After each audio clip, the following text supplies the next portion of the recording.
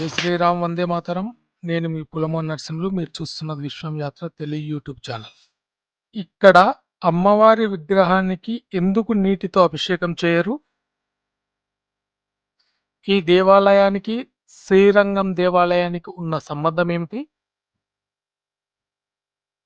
తమిళనాడులోని తిరుచిరాపల్లి సమీపంలో ఉన్న సమయస్పురం మరియమ్మన్ ఆలయం ఎంతో ప్రసిద్ధి చెందినటువంటి ఆలయం.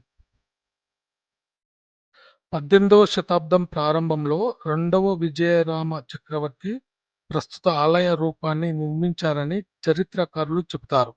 అయితే అంతకు ముందు నుండే స్థానికులు ఈ దేవతను గ్రామ దేవతగా కొలిసేవారని మనకు చారిత్రక ఆధారాల ద్వారా అయితే తెలుస్తూ ఉన్నది.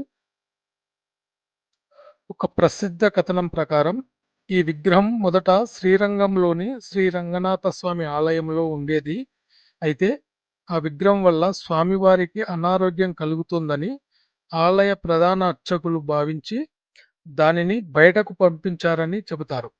అలా వెలుపలికి వచ్చిన అమ్మవారిని భక్తులు గుర్తించి కాలక్రమేణా అక్కడ ఆలయాన్ని నిర్మించారు.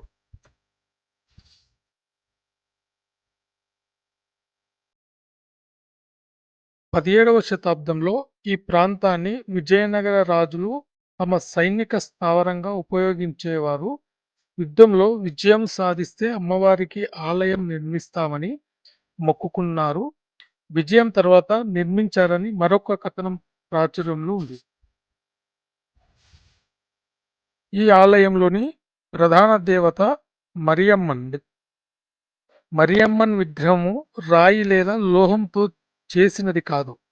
ఇది ఇసుక, బంకమట్టి మరియు ప్రత్యేక ఔషధ మూలికలతో తయారు చేయబడిందని చెబుతుంటారు.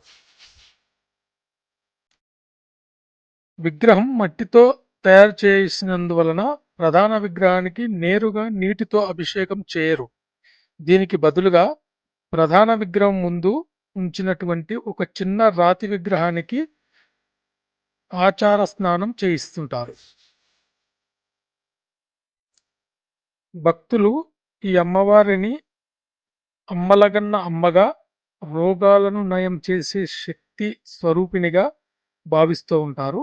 ముఖ్యంగా జ్వరం, చర్మ వ్యాధులు వంటి వాటి నుంచి ఉపశమనం కోసం భక్తులు ఇక్కడికి తరలి వస్తుంటారు. పళని ఆలయం తర్వాత తమిళనాడులో అత్యంత సంపన్నమైన దేవాలయాలలో ఇది ఒకటి. ఆది, మంగళ, శుక్రవారాలు ఈ ఆలయానికి అత్యంత పవిత్రమైన రోజులు. భక్తులు మొక్కుబడుల్లో భాగంగా ముడిపు వేపాకులను సమర్పిస్తారు.